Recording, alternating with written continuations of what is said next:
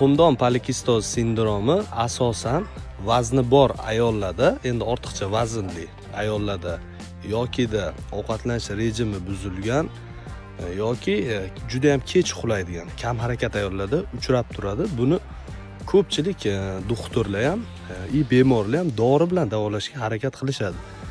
Bunday holatlarda biz shunaqa maslahat beramiz: polikistozni hech qanday dori davolab bermaydi. Shu dorini ichsang polikistoz davolanadi degan hech qanday ilmiy termin ham yo'q. O'shaning uchun vazni bor ayollar iloji boricha vazn tashlash kerak. Kam harakat ayollar ko'proq yurishi, vaqtida uxlash, ko'proq harakat qilish, uyqu rejimini joyiga qo'yish kerak.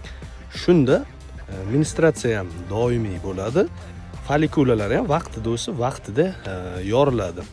Shuning uchun hech qanday bunaqa holatlarda dori preparatlarni qabul qilishni maslahat bermaymiz. O'zini o'zgartirish kerak. Qisqa qilib aytganda, agar dorini ichasiz, o'zingiz harakat qilmasangiz hech qanday natija ola olmaysiz.